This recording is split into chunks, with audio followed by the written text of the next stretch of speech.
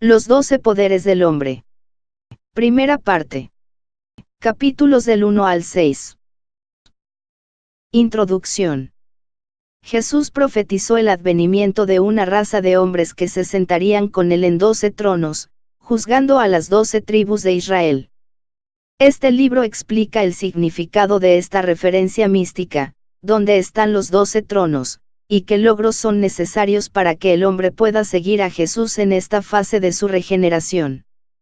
La regeneración sigue a la generación en el desarrollo del hombre.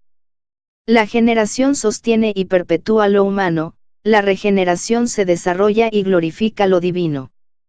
No se espera que los principiantes en el estudio del cristianismo metafísico entiendan este libro. Se trata de fuerzas que funcionan por debajo y por encima del campo de la mente consciente. El pensador religioso promedio no sabe nada sobre la mente subconsciente y muy poco sobre el superconsciente, y este libro presupone un conocimiento práctico de ambos. Y tiene como objeto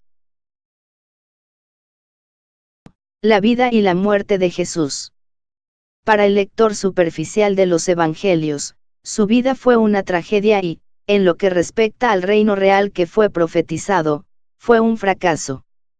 Sin embargo, aquellos que entienden la sutileza del alma y la supremacía del espíritu ven que Jesús fue el vencedor de una fuerza psíquica que estaba destruyendo la raza humana.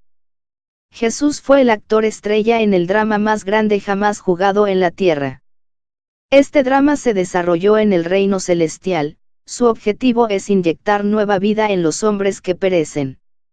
El hombre no puede entender el significado completo de este gran plan de salvación hasta que despierte las facultades que lo relacionan con la tierra de abajo y los cielos de arriba. Durante mucho tiempo se había profetizado que había llegado el momento del advenimiento en este planeta de una nueva raza, y se había especulado mucho sobre el carácter y el advenimiento del superhombre. Aquí se expone la idea metafísica de la aceleración espiritual del hombre en el plano humano y su transformación en lo divino, no por un milagro o el capricho de Dios, sino por el refinamiento gradual del mismo hombre de carne en el hombre del espíritu.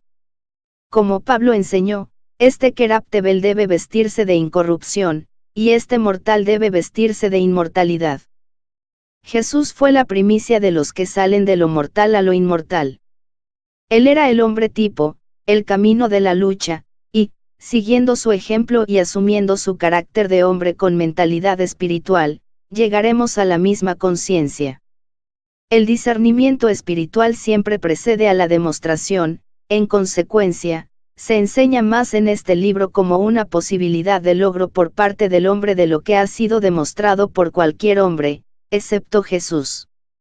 Aquellos que sienten que están listos para la gran aventura en el logro de la vida eterna en el cuerpo de carne aquí y ahora no deben ser disuadidos porque no hay ejemplos sobresalientes de hombres que hayan alcanzado este grado tan exaltado. A través de la energía mental, o el poder dinámico de la mente, el hombre puede liberar la vida de los electrones secretados en los átomos que componen las células de su cuerpo. La ciencia física dice que, si la energía electrónica almacenada en una sola gota de agua se liberara repentinamente, su poder demolería un edificio de 6 pisos. ¿Quién puede estimar el poder almacenado en los millones de células que componen el cuerpo humano? El método de liberación de esta energía corporal y su control son enseñados místicamente por Jesús. Fue transfigurado ante sus apóstoles, y su rostro brillaba como el sol, y sus vestiduras se volvieron blancas como la luz. Antes de su crucifixión había alcanzado tal dominio sobre las células de su cuerpo que les dijo a los judíos que podrían destruir su cuerpo y que en 3 días lo levantaría. Él demostró esto en la resurrección de su cuerpo después de haber sido declarado sin vida.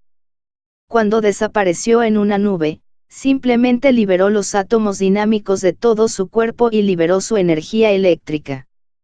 Esto lo arrojó a la 4ª dimensión de la sustancia, que llamó el reino de los cielos.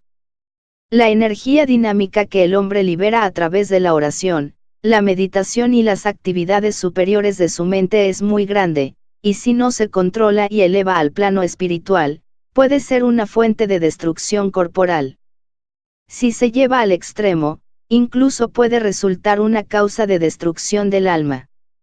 No tengas miedo de los que matan el cuerpo, pero que no pueden matar el alma, sino que temen a aquel que puede destruir el alma y el cuerpo en el infierno. Este que es capaz de destruir el alma y el cuerpo en el Gehenna, que simplemente es el yo personal o ego egoísta que hay en el hombre. La energía electrónica en el hombre es una forma de fuego, representada por el Gehenna. Este fuego electrónico debe ser usado desinteresadamente. Si se usa para promover el egoísmo del hombre, se vuelve destructivo, a través de las corrientes cruzadas que establece en el sistema nervioso. No alentamos a aquellos que todavía tienen ambiciones mundanas a asumir el desarrollo de los 12 poderes del hombre. Te decepcionarás si buscas usar estas superpotencias para ganar dinero o, convertir las piedras en pan, controlar a otros, los reinos del mundo, todas estas cosas te daré, o hacer una demostración de tu poder, si eres el Hijo de Dios, échate abajo. Estas son las tentaciones del ego egoísta, como se registra en el capítulo 4 de Mateo, que Jesús tuvo que vencer, y que todos los que le siguen en la regeneración, tienen que vencer. Se promete gozo indescriptible, gloria y vida eterna a aquellos que con devoción desinteresada se esfuerzan por desarrollar la conciencia del Hijo de Dios. Todas las glorias del hombre natural no son nada comparadas con el desarrollo del hombre espiritual. Las cosas de este mundo pasan, pero las cosas del espíritu perduran para siempre. En su cuerpo de carne, el hombre puede compararse con la oruga que es el embrión de la mariposa. En su estado no desarrollado, la oruga es un simple gusano de la tierra, pero tiene, dentro de ella, una hermosa criatura que espera ser liberada de su envoltura material. Pablo visualizó esto cuando escribió en Romanos 8:22, porque sabemos que toda la creación gime y sufren con dolor juntos hasta ahora. Y no solo eso, sino también nosotros, que tenemos los primeros frutos del Espíritu, incluso nosotros mismos gemimos dentro de nosotros mismos, esperando nuestra adopción, la redención de nuestro cuerpo. Jesús, el gran Maestro, dio muchas lecciones para nuestra instrucción, siendo el más grande y más místico, la revelación de Juan. Aquí se mostró a Juan tal como está en su cuerpo redimido. Se paró en medio de 7 luces, que representan las 7 ideas de la mente divina que gobierna en la tierra restaurada. Uno como un hijo de hombre, vestido con una prenda hasta los pies, y ceñido por los senos con una faja dorada. Y su cabeza y su cabello eran blancos como la lana blanca, blanca como la nieve, y sus ojos eran como una llama de fuego, y sus pies parecían de bronce bruñido, como si hubiera sido refinado en un horno, y su voz como la voz de muchas aguas. Y tenía en su mano derecha 7 estrellas, y de su boca salió una espada afilada de 2 filos, y su semblante era como el sol que brilla en su fuerza. Esta descripción de la aparición de Jesús es en parte simbólica, porque Juan no entendía por completo la importancia de los poderes que ejercía el hombre espiritual, cuyas palabras eran tan claras que se le aparecieron a Juan como una espada de 2 filos, cuyos ojos eran tan exigentes que parecían una llama de fuego, cuya voz era como la ondulación de muchas aguas. El lenguaje es pobre y desnudo cuando uno busca describir las glorias del estado espiritual. Las comparaciones dentro de la comprensión del lector son necesarias, y solo hablan mansamente del hombre sobrehumano y sus poderes. Sin embargo, esta fotografía de John de lo que vio cuando fue levantado en el Espíritu en el día del Señor nos da una idea de cómo es el hombre redimido y de lo que alcanzaremos cuando despertemos, a su semejanza. Debe entenderse completamente que esta visión de Jesús que le fue dada a Juan no era una visión de un hombre que había muerto y se había ido al cielo de los cielos, sino que era la apertura de los ojos de Juan a la existencia en lo que podría llamarse el hombre de cuarta dimensión. Usamos este término cuarta dimensión, porque es el nombre dado a un estado de existencia que la ciencia material popular dice que debe ser, para dar cuenta de los efectos que se expresan en cada lado. También se le llama éter interpenetrante, que no debe entenderse como algo material o como materia, sino como algo que tiene propiedades mucho más sustanciales que la materia. Mediante la aplicación de principios matemáticos, los hombres científicos están demostrando la existencia del lado espiritual del ser. Esto no se refiere al reino psíquico en el que las almas no desarrolladas descansan mientras esperan la reencarnación. Muchas personas dan por sentado que los reinos del alma y los reinos espirituales son idénticos. Pero estos se destacan entre sí como la luz de la luna y el sol. Jesús llamó al estado interpenetrante de ser el reino de los cielos o, en el griego original, el reino de los cielos. Dijo que era como un tesoro escondido en un campo, que, cuando un hombre lo descubría, vendería todo lo que tenía que comprar. La mayoría de los cristianos creen que irán a este cielo cuando mueran, pero Jesús no enseña que los muertos vayan primero a la gloria. Por el contrario, Jesús enseña que la muerte puede ser vencida. Si un hombre cumple mi palabra, nunca verá la muerte. Pablo enseñó que Jesús logró la victoria sobre la muerte. Siendo resucitado de entre los muertos ya no muere. Por lo tanto, no reine el pecado en su cuerpo mortal, para que obedezca sus deseos, ni presente a sus miembros al pecado como instrumentos de injusticia, pero preséntense a Dios como vivos de entre los muertos, y a sus miembros como instrumentos de justicia para Dios. El salmista escribe: ¿qué es el hombre para que lo recuerdes? Y el Hijo del hombre, que lo visitas. ¿Por qué lo hiciste poco más bajo que Dios? Y lo coronas de gloria y honor. Le haces tener dominio sobre las obras de tus manos. Has puesto todas las cosas debajo de sus pies. Con la mente del vidente, Ralph Waldo Emerson dice: los grandes corazones envían constantemente las fuerzas secretas que dibujan sin cesar grandes eventos, y donde quiera que vaya la mente del hombre, la naturaleza lo acompañará, sin importar el camino. De cierto os digo que vosotros que me habéis seguido, en el tiempo de la regeneración, cuando el Hijo del Hombre se siente en el trono de su gloria, ustedes también se sentarán sobre 12 tronos, juzgando a las 12 tribus de Israel. Y cada uno que deje sus casas, hermanos, hermanas, o padre, o madre, o hijos, o tierras, por el bien de mi nombre, recibirán 100 veces más, y heredará la vida eterna. Jesús. Capítulo 1. Los 12 poderes del hombre. El reino subconsciente en el hombre tiene 12 grandes centros de acción, con 12 egos o identidades que presiden en él. Cuando Jesús alcanzó cierto desarrollo del alma, llamó a sus 12 apóstoles. Esto significa que cuando el hombre se desarrolla de la mera conciencia personal a la conciencia espiritual, comienza a entrenar poderes más profundos y más grandes, envía su pensamiento a los centros internos de su organismo y, a través de su palabra, les da vida. Donde antes, sus poderes habían trabajado en lo personal, ahora comienzan a expandirse y trabajar en lo universal. Esta es la primera y segunda venida de Cristo, mencionada en las Escrituras. La primera venida es la recepción de la verdad en la mente consciente, y la segunda venida es el despertar y la regeneración de la mente subconsciente a través del superconsciente o la mente crística. El hombre se expande y crece bajo la evolución divina, semejante a la medida en que crece una planta industrial. Y a medida que el negocio se expande, se descubre que el sistema es necesario. En lugar de que un hombre pueda realizar el trabajo con la ayuda de unos pocos ayudantes, él necesita muchos ayudantes. En lugar de unos pocos ayudantes, necesita cientos, y para promover la eficiencia debe tener jefes para los distintos departamentos de la obra. La simbología de las Escrituras llama a los jefes de departamentos en la conciencia del hombre a los 12 apóstoles. Cada uno de estos 12 jefes de departamento tiene el control de una determinada función en el alma o el cuerpo. Cada una de estas cabezas funciona a través de una agregación de células que la fisiología llama un centro ganglionar.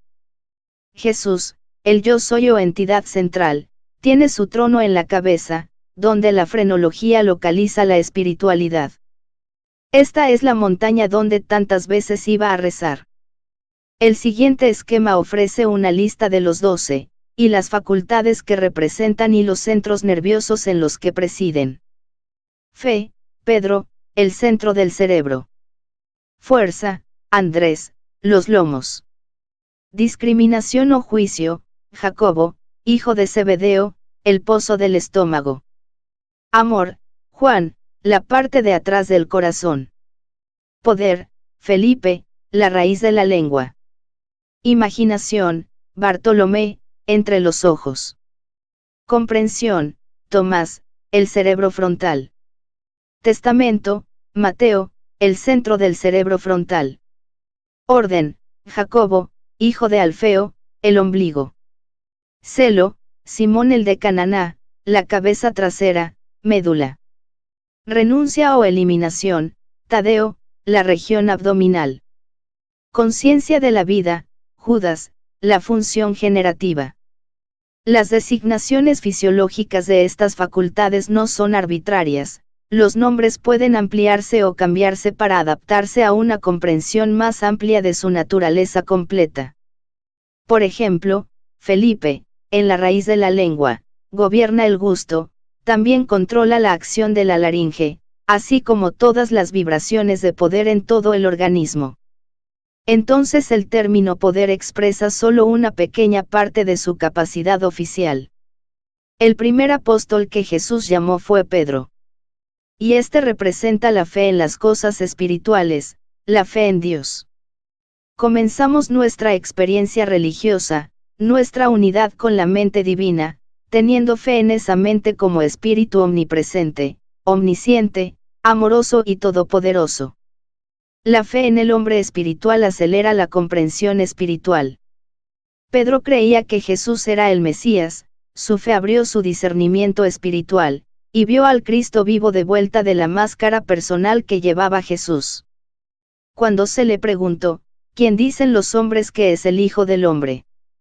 Los apóstoles, mirando a la personalidad como real, dijeron, algunos dicen que Juan el Bautista, algunos, Elías, y otros, Jeremías, o uno de los profetas.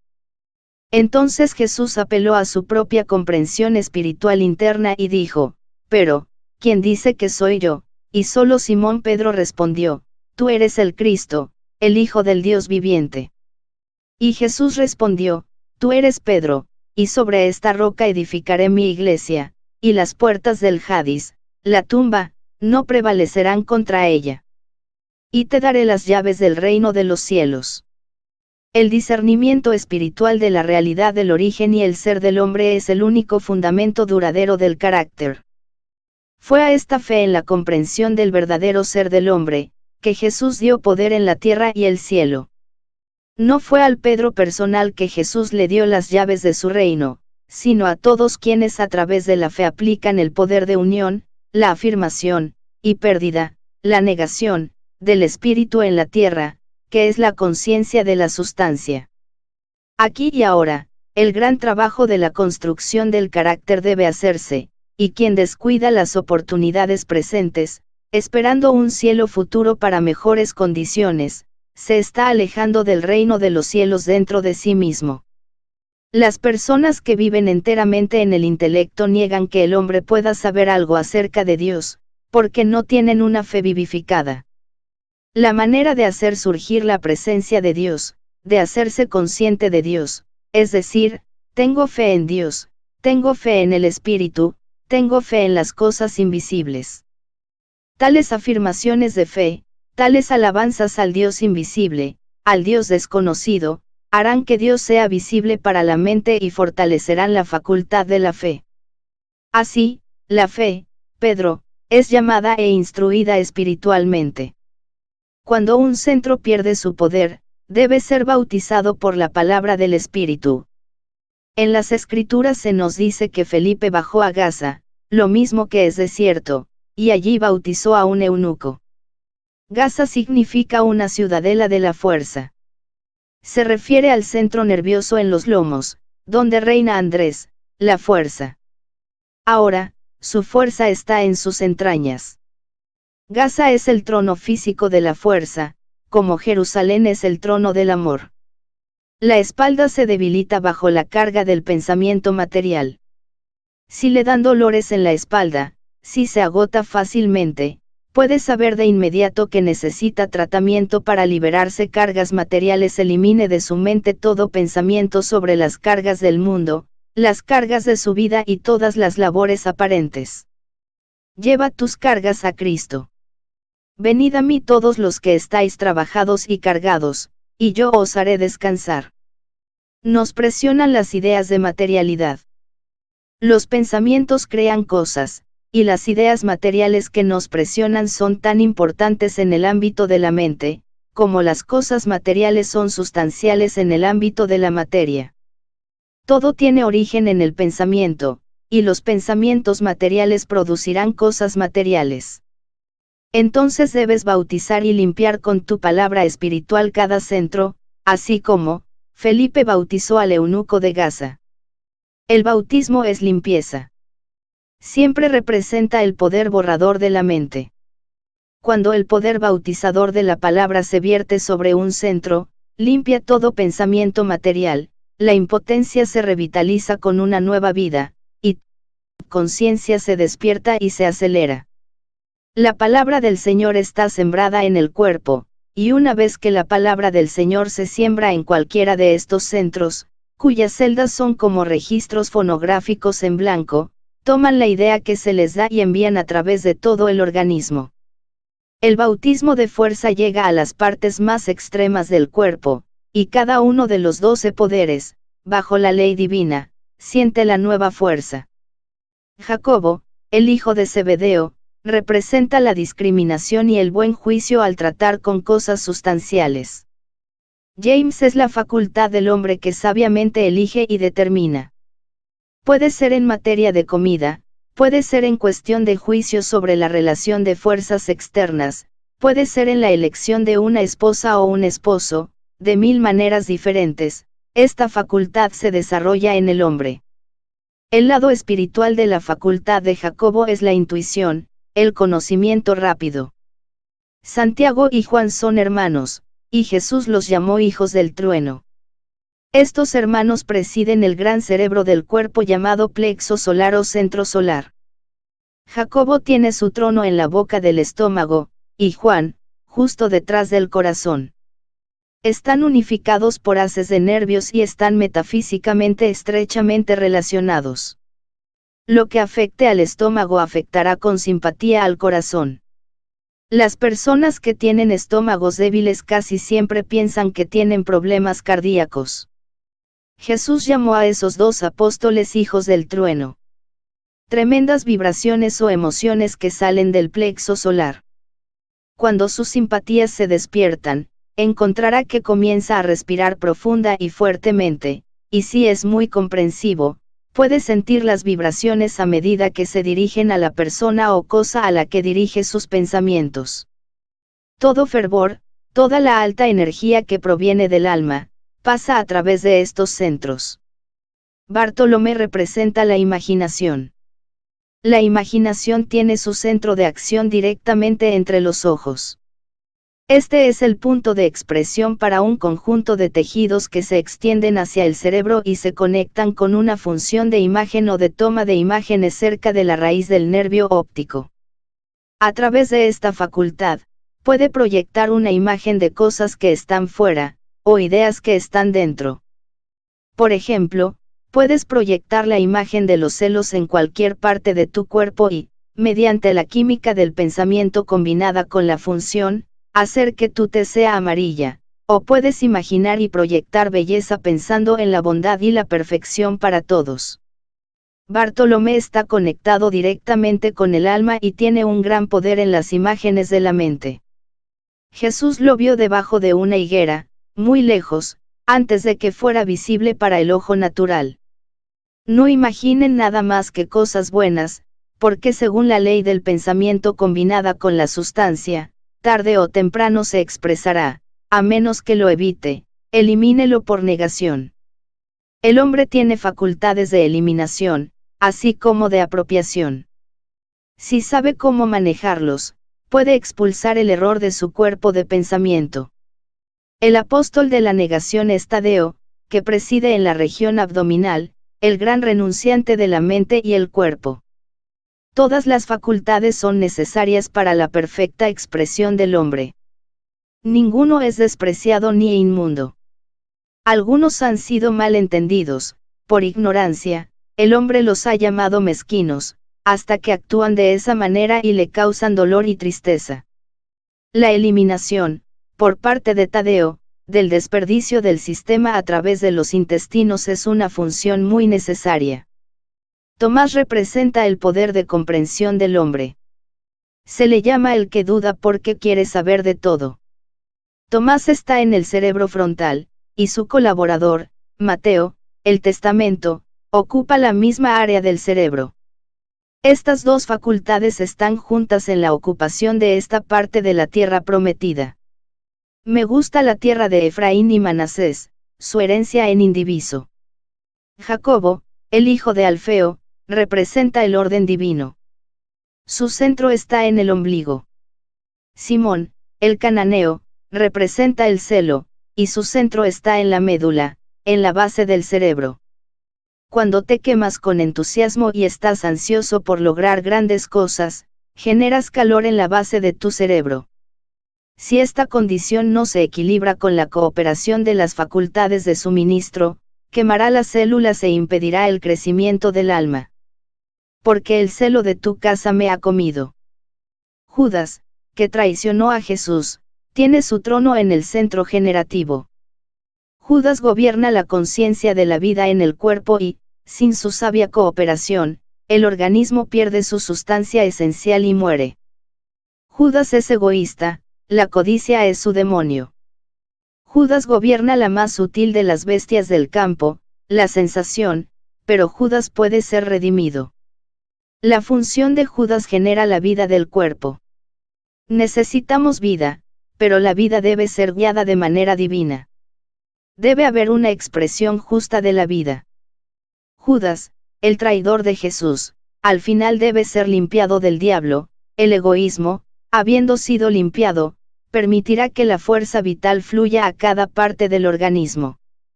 En lugar de ser un ladrón, atrayendo al centro sexual las fuerzas vitales necesarias para la sustancia del hombre completo, Judas se convertirá en un proveedor, él dará su vida a cada facultad. En la conciencia humana, racial prevaleciente, Judas drena a todo el hombre, y el cuerpo muere como resultado de su robo egoísta. Es a través de Judas, que es, el deseo de apropiarse y experimentar el placer de la sensación, que el alma, Eva, es llevada al pecado. A través de los pecados de la vida sexual, desechando la preciosa sustancia el esperma, el cuerpo es despojado de sus fluidos esenciales y finalmente se desintegra. El resultado se llama muerte, que es el gran y último enemigo que el hombre vencerá. La inmortalidad en el cuerpo es posible para el hombre solo cuando ha superado las debilidades de la sensación y conserva la sustancia de su vida. Cuando despertemos a darnos cuenta de que toda indulgencia por placer solo es seguida por dolor, entonces sabremos el significado de comer del árbol del conocimiento del bien y del mal, o placer y dolor. Si reconstruyes tus facultades bajo la ley divina, esto redime a Judas. Primero tenga fe en el poder del Espíritu, y luego háblele a Judas la palabra de pureza. Háblele la palabra de generosidad, bautícelo con todo el Espíritu Santo. Si hay en ti un deseo egoísta de ejercitar la sensación, de experimentar los placeres de los sentidos en cualquiera de sus caminos, dale ese deseo al Señor, de ninguna otra manera puedes entrar en la vida eterna. Estos 12 poderes se expresan y desarrollan bajo la guía de la mente divina. No por fuerza, ni por poder, sino por mi espíritu, dice Jehová de los ejércitos. Debes mantener el equilibrio, debes, en todo el surgimiento de los 12 poderes del hombre, darte cuenta de que provienen de Dios, que están dirigidos por la palabra de Dios, y que el hombre, Jesús, es su cabeza. Capítulo 2. El desarrollo de la fe. La fe tiene un lugar permanente en la conciencia del hombre. Este lugar de permanencia se describe en las Escrituras como, la casa de Simón y Andrés. Una casa es una estructura que alguna persona ha construido para ser un hogar, y la casa de un hombre es su castillo. Quizás, generación tras generación nace y se cría en la misma casa. La casa donde nació un gran genio se conserva con cuidado, y es visitada año tras año por quienes son devotos de quien expresó algún gran pensamiento, arte o descubrimiento. Si se encontrara la cueva del granero en Belén, donde nació Jesús, se convertiría en el santuario más famoso del mundo. La importancia que le damos a los lugares donde nacieron los grandes hombres y mujeres se basa en el poder centralizador del pensamiento. Todas las estructuras son concentraciones de pensamiento. El pensamiento constructivo se completa en la construcción de lugares de residencia. Los salvajes no construyen casas o ciudades, porque no piensan de manera constructiva. En la época de David, los hijos de Israel eran nómadas. La conciencia del espíritu interior no había nacido en sus mentes y, en consecuencia, no podía formarse en sus cuerpos.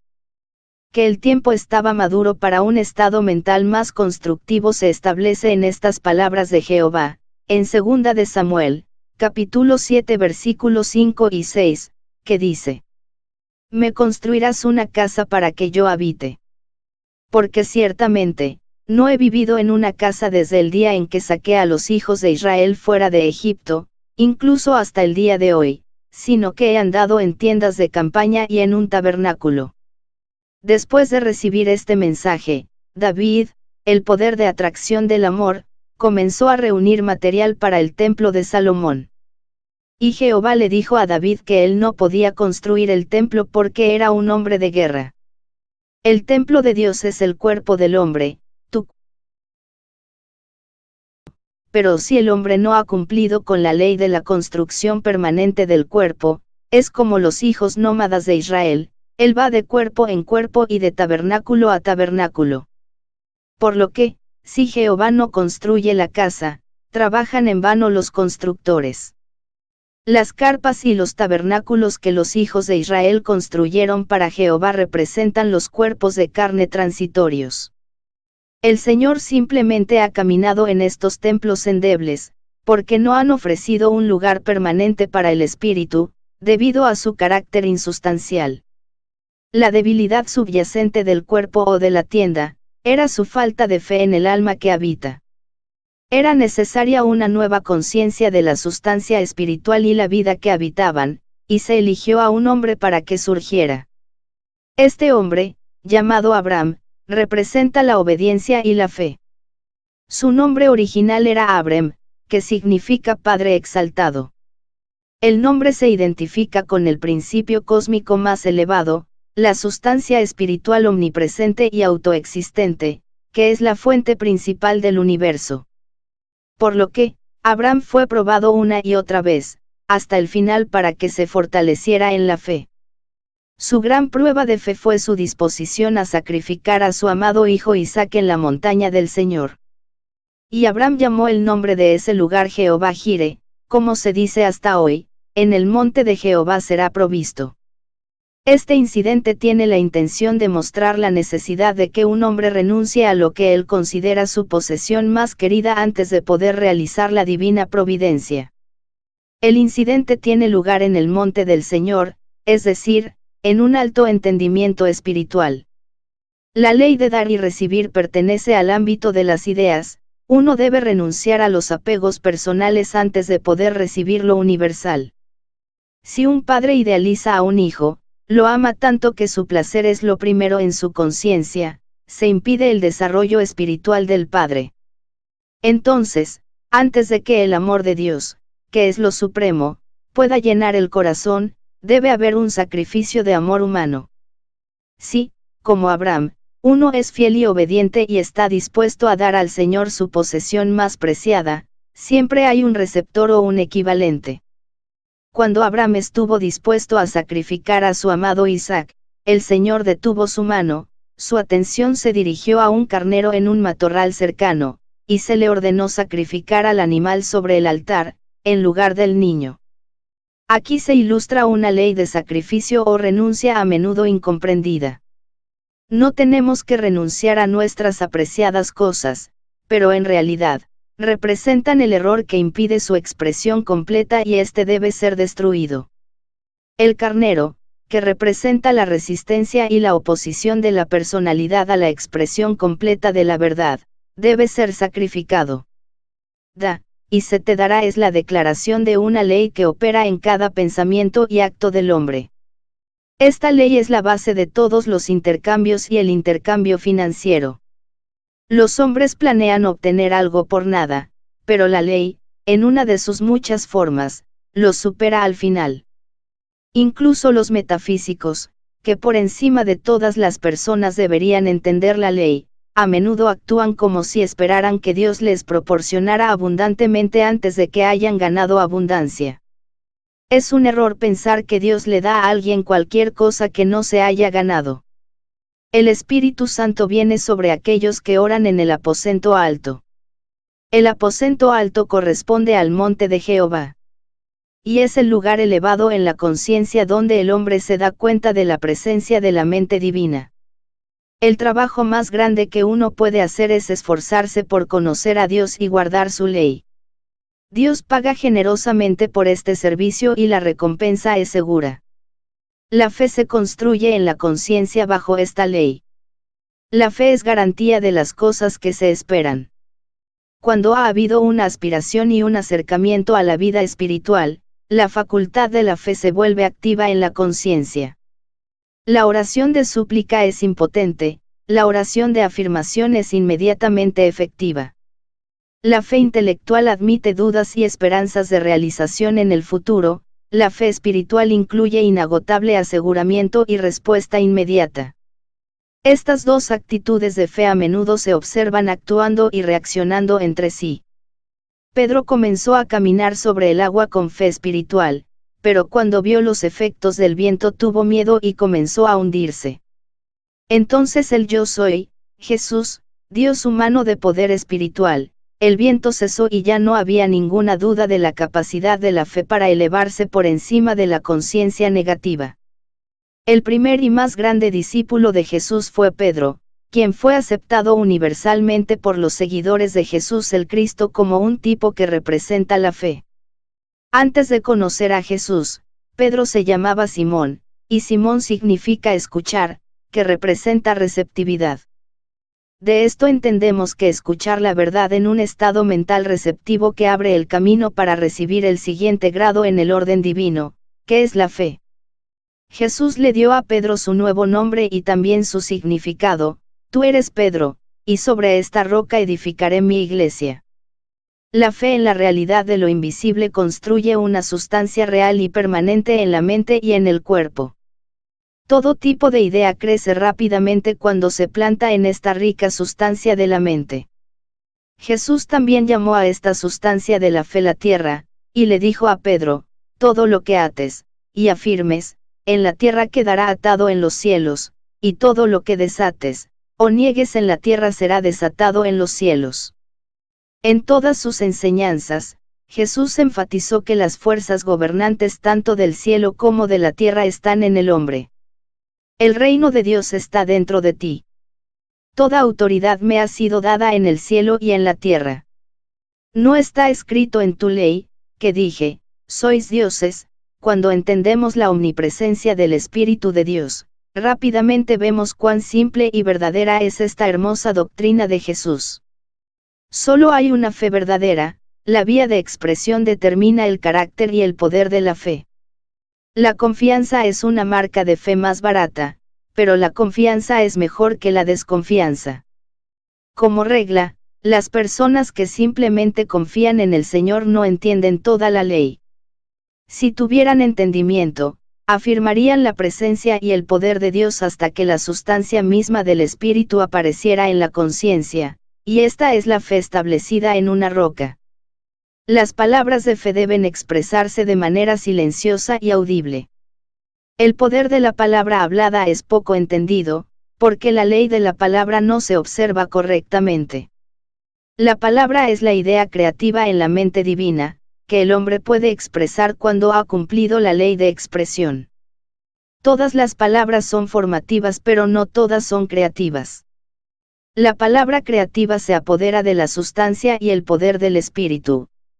La ciencia física insinúa esta sustancia y energía internas, en su descripción del poder casi inconcebible inherente al éter universal. Se nos dice que las fuerzas manifiestas, como el calor, la luz y la electricidad, no son sino manifestaciones débiles de un elemento omnipresente que es miles de veces mayor que estas expresiones débiles. La radio está abriendo un nuevo campo de actividad en el uso de la palabra hablada. Un artículo de periódico en el teléfono inalámbrico dice: ¿sabes que una sola palabra hablada en Lower Broadway, Nueva York, entre los rascacielos, podría romperse cada panel de vidrio en edificios adyacentes y crea una perturbación que se sentiría por una milla en cada dirección? La voz humana, transformada en energía eléctrica para transmisión inalámbrica, desarrolla 270 caballos de fuerza. El poder de 10 hombres es igual a un caballo de fuerza. La voz humana electrificada para fines inalámbricos es equivalente al poder de 2.700 hombres.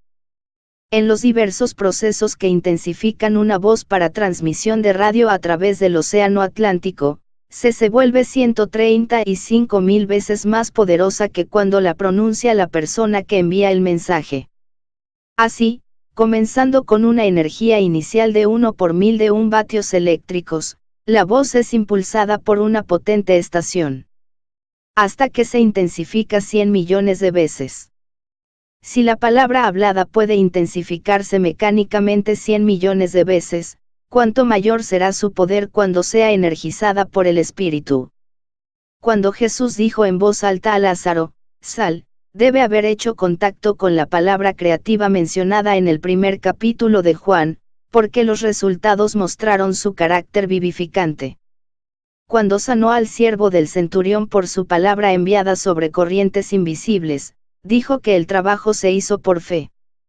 Por lo tanto, la fe debe impulsar la palabra hablada incluso más de 100 millones de veces, como lo demuestran sus maravillosos resultados. Que la palabra de fe tiene una fuerza interna, y que esta fuerza se precipita y produce transformaciones notables en el mundo fenomenal, es el testimonio de miles de personas que han sido testigos de sus resultados. Jesús dijo: si tenéis fe como una semilla de mostaza, le diréis a este monte, retiraos de allí a aquel lugar, y lo hará, y nada será imposible para ti. Sabía sobre la gran maquinaria espiritual que la verdadera palabra de fe pone en acción. Ilustra cómo el hombre desarrollado espiritualmente podría controlar por fe los elementos, sofocar tormentas, caminar sobre el agua, retrasar o aumentar el crecimiento de vida y sustancia en granos, árboles, animales y hombres. Los dinamos pesados que generan electricidad para iluminar una ciudad se activan con solo tocar un botón. Hay un botón en la mente del hombre que lo conecta, a través de la fe, con la energía todopoderosa. Cuando la palabra de fe se habla a grandes tumores y se derriten, no es la transformación igual a la eliminación de montañas. Cuando una extremidad paralizada, o un órgano sin vida, se acelera y se restaura a su funcionamiento natural, no está eso acelerando la resurrección de los muertos. No es necesario que quien toque el botón de la fe comprenda toda la intrincada maquinaria con la que hace contacto. Él sabe, como alguien que enciende el interruptor eléctrico, que la luz o la energía brotarán. El centro de fe, la glándula pineal, abre la mente del hombre a la fe espiritual. El simple hecho de afirmar la actividad de esta superpotencia lo acelerará en la conciencia. Jesús dijo: no hablo de mí mismo, sino que el Padre, la fe, que permanece en mí hace sus obras.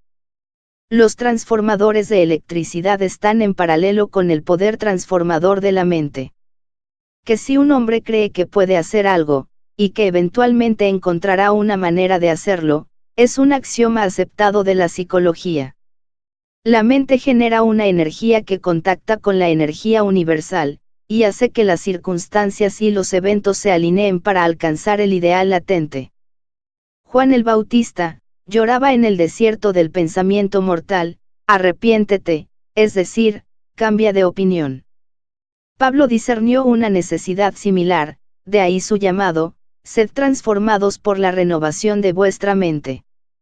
Cuando las personas ven las posibilidades que siguen a un cambio de mentalidad correcto, abarrotan los pasillos de los maestros metafísicos como ahora abarrotan los espectáculos de imágenes en movimiento. Cuando se entiende claramente que la duda, el miedo, la pobreza, la enfermedad y la muerte, cada pensamiento, bueno o malo, que los hombres han expresado, tienen existencia mental, veremos un cambio de conciencia y un cambio radical en el pensamiento y la palabra. Por todos los de mente sensata. Luego pediremos la verdadera fuente y la encontraremos, como lo hizo Pablo, quien dijo: ten esta mente en ti, que también estaba en Cristo Jesús. No fue Jesús sino la mente con la que Jesús hizo las grandes obras. Él fue el centro de la fe que transformó las poderosas fuerzas creativas del ser, que están activas en el universo a través de la mente y el cerebro del hombre, en una forma de fuerza utilizable en su entorno. Toque este depósito interno de fe y podrá hacer lo que hizo Jesús. Esa fue su promesa, su cumplimiento es la prueba de un verdadero seguidor. Por fe Enoc fue convencido de que no debería ver la muerte. Por fe Noé preparó un arca para salvar su casa. Por fe Abraham, siendo juzgado, ofreció a Isaac. Por fe Moisés, cuando nació, fue escondido 3 meses por sus padres. Por fe se derrumbaron los muros de Jericó y qué más debo decir, porque el tiempo me fallará si cuento de Gedeón, Barak, Sansón, Jefté, de David y Samuel, y los profetas, quienes a través de la fe sometieron reinos, forjaron la justicia, obtuvieron promesas, detuvieron las bocas de los leones, apagaron el poder del fuego, escaparon del filo de la espada, de la debilidad se hicieron fuertes, se hicieron poderosos en la guerra. Capítulo 3. Fuerza, estabilidad, firmeza. Cuando el hombre fuerte, completamente armado, cuida a su propia corte, entonces sus bienes están en paz, pero cuando vienen otros más fuertes que él, sobre él y lo venzan, y le quitan toda su armadura en la que confiaba, estos se dividen su botín. Jesús dio la ilustración anterior de un hombre fuerte siendo vencido por otro fuerte. El incidente se menciona en 3 de los evangelios, los de Mateo, Marcos y Lucas. Por lo general, se interpreta como una ilustración general de la superación del mal, pero la identificación peculiar del hombre fuerte en su corte, o casa, y la necesidad de superarlo, insinúan un significado más profundo. Quien ha estudiado al hombre como una agregación de personalidades identifica fácilmente al hombre fuerte como uno de los 12 poderes fundamentales que conforman al hombre manifiesto. Entre los apóstoles de Jesús, el hombre fuerte es designado como Andrés, hermano de Pedro. El significado griego de Andrés es hombre fuerte. El desarrollo del mundo natural de tipos más gruesos a más finos en la vida vegetal y en la vida animal es paralelo en muchos aspectos al desarrollo del hombre. La fuente de todo está en el ámbito de las ideas, el conocimiento de este hecho, junto con la fe en el poder de trabajo de lo invisible, hace al hombre más grande que todas las demás expresiones de la mente divina. Sin embargo, el conocimiento de la ley de la evolución de la mente no alivia al hombre de la necesidad de refinar y transmutar los diversos tipos de hombre que ha producido y de los cuales es el epítome. El hombre de Jehová está constantemente haciendo al hombre de Adán y respirando por la nariz el aliento de vida. El hombre de Adán existe en la subconsciencia como una multitud de hombres, el hombre sabio y el hombre necio, el hombre amable y el hombre cruel, el hombre amoroso y el hombre odioso, el hombre tacaño y el hombre generoso, el hombre hambriento y el hombre lleno, el hombre feliz y el hombre atribulado, el hombre débil y el hombre fuerte, el hombre bueno y el hombre malo, el hombre vivo y el hombre muerto, el hombre pobre y el hombre rico, el hombre tímido y el hombre valiente, el hombre enfermo. Y el hombre sano, el hombre viejo y el hombre joven, el hombre errático y el hombre sano, estos y otros 1000 tipos de hombres como personalidades activas, ocupan la conciencia de cada ser humano. Cada hombre tiene dentro de él a la mujer y cada mujer tiene dentro de ella al hombre. Este hecho es admitido por la fisiología, confirmando el registro de Génesis de la creación ideal del hombre como hombre y mujer, y su expresión en Adán y Eva como hombre y mujer en un hombre. El hecho fue corroborado por el Gran Maestro cuando dijo, ¿no habéis leído que el que los hizo desde el principio los hizo hombre y mujer? El hombre fuerte totalmente armado, al que se refiere Jesús, es la fuerza y la estabilidad en el hombre. En el hombre natural se manifiesta como fuerza física, pero en la regeneración se vence y sus posesiones se dividen o se entregan a las otras facultades como un núcleo alrededor del cual se reúnen las fuerzas superiores. El más fuerte que el que quita la armadura completa en la que confiaba el hombre fuerte es la fuerza espiritual. La superación de Goliat por parte de David ilustra el dominio de lo espiritual sobre lo material. Goliat confiaba en su armadura, que representa el poder protector de la materia y las condiciones materiales. David, la fuerza espiritual, no tenía armadura ni protección material. El poder de David se ganó al confiar en la inteligencia divina, a través de la cual vio el lugar débil en la armadura de Goliat. Directo a este lugar débil, con la onda de su voluntad concentrada, envió un pensamiento que destrozó la frente del gigante. Este incidente muestra cuán fácil es superar las condiciones personales y materiales aparentemente fuertes cuando la mente del espíritu entra en acción. David estaba seguro de sí mismo, porque había matado al león que había matado a sus ovejas. El león es la bestia en el hombre, cuando es vencido, o más bien, transmutado en energía más fina, este león se convierte en una poderosa fuerza del alma. La vida de Sansón, como se expone en Jueces, muestra los diferentes movimientos de fuerza en la conciencia humana, y su traición y fin. Sansón hizo todo tipo de acrobacias deportivas, pero finalmente fue despojado de su fuerza por Dalila, una mujer filistea, quien le afeitó la cabeza mientras dormía sobre sus rodillas. En este caso, el cabello representa vitalidad. Cuando se quita el principio vital, la fuerza lo acompaña. El cuerpo se debilita por esta desvitalización y finalmente perece. Eva le quitó la fuerza a Adán de la misma manera, y cada hombre que abandona la esencia vital de su cuerpo por el placer de la sensación, ciegamente tira del pilar de su sien, como lo hizo Sansón. La fuerza suprema, como lo demostró Jesús, puede ser alcanzada por alguien que confía en el espíritu y conserva su sustancia vital. La fuerza del espíritu es necesaria para la perpetuación del alma y el cuerpo y para vencer la muerte. Porque hay eunucos, que nacieron así del vientre de su madre, y hay eunucos, que fueron hechos eunucos por los hombres, y hay eunucos, que se hicieron eunucos por amor del reino de los cielos. El cuerpo tiene muchos cerebros y centros nerviosos, a través de los cuales actúa la mente. Conscientemente usamos solo el cerebro en la cabeza. Debemos pensar a través de cada célula del organismo y conscientemente dirigir cada función en la construcción del cuerpo. Cuando uno ha logrado el dominio de estas diversas funciones corporales a través del pensamiento en el centro del cerebro que almacena la energía vital de cada facultad en particular, entonces todo el deterioro cesa y el cuerpo se renueva perpetuamente. La fuerza aquí discutida no es solo la fuerza física, sino la fortaleza mental y espiritual. Toda fuerza se origina en el espíritu, y el pensamiento y la palabra espiritualmente expresada atrae la manifestación. El nombre de Jehová es una torre fuerte. Crecemos para ser como lo que idealizamos. Afirmar o nombrar un poderoso principio espiritual identifica la mente con ese principio, entonces todo lo que el principio representa en el ámbito de las ideas se derrama sobre el que afirma. Ser fuertes en el Señor y en la fuerza de su poder es una gran afirmación fortalecedora para nosotros y para los demás. Sé firme, fuerte y constante en el pensamiento, y establecerás fuerza en la mente y en el cuerpo.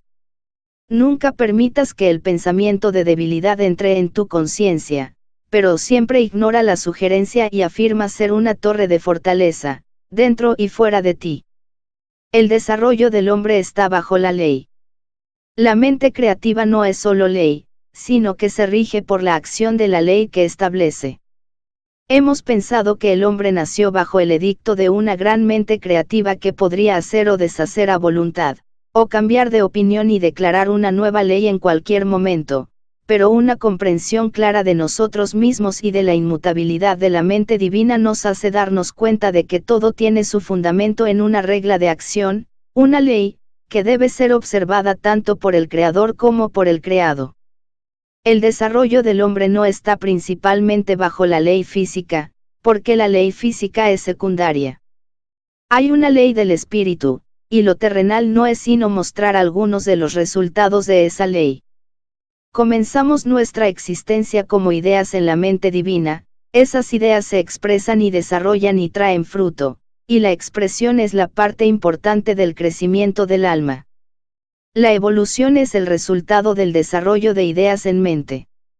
Lo que somos es el resultado de la evolución de nuestra conciencia, y esa conciencia es el resultado de ideas que son como semillas sembradas en nuestra mente.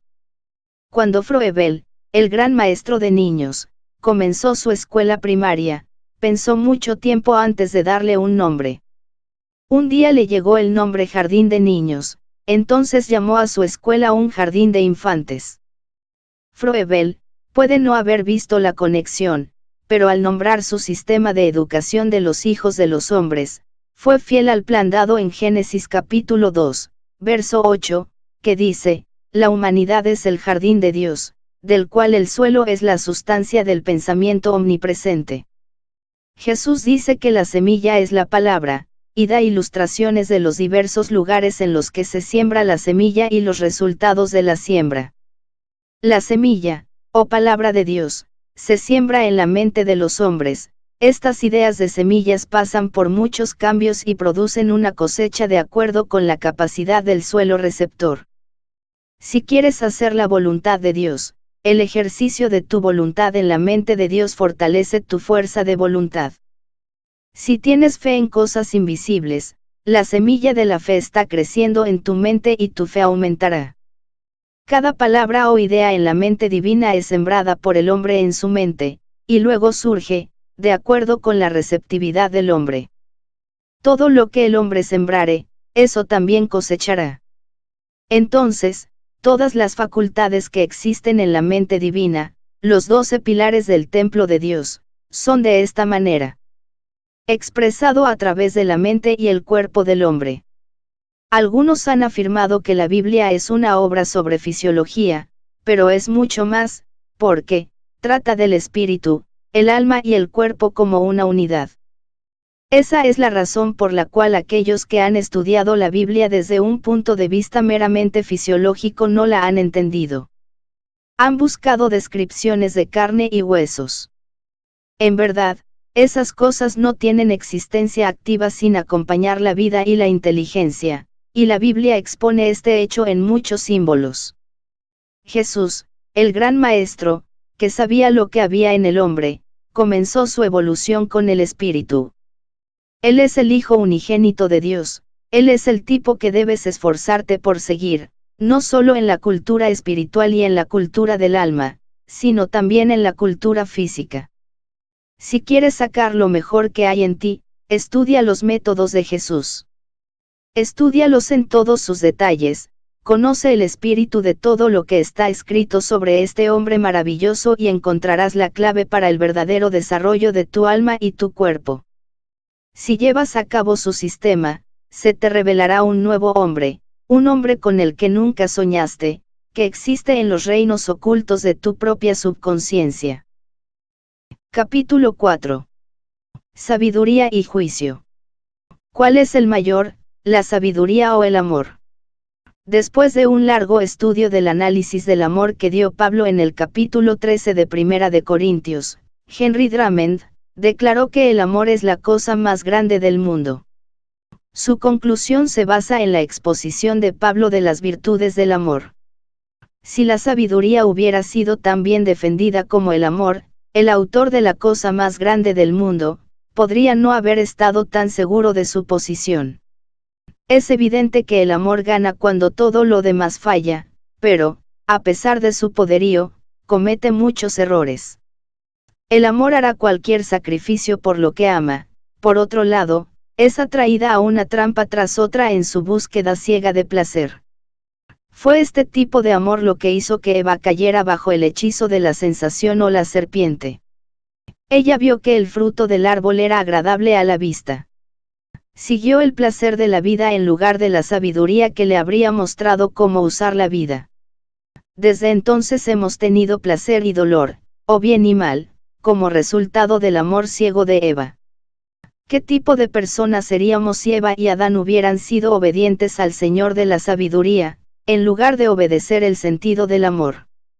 Esta es una de las preguntas más grandes que cualquiera puede hacer. Y se ha debatido durante muchos siglos. Tiene una doble respuesta.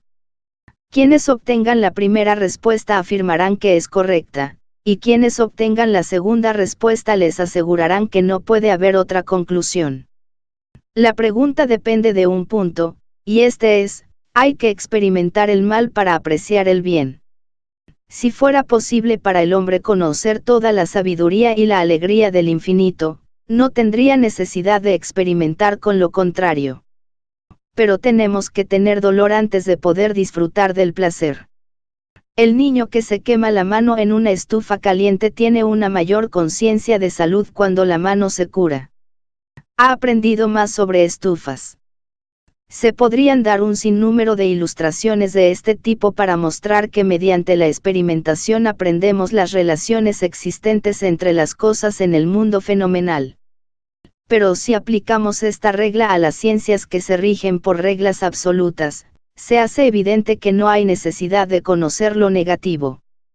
Para dominar las matemáticas no es necesario que uno cometa errores. Cuanto más se siguen las reglas en las ciencias exactas, más fácil y exitosamente se hacen las demostraciones. Esto demuestra que cuanto más se acerca el lado absoluto o causante de la existencia, mayor es el entendimiento de que la sabiduría y el orden gobiernan, y que el que une la sabiduría y el orden gobierna con ellos. Dios sabe que hay un gran negativo, que es un reflejo de lo positivo, pero no es consciente de su existencia.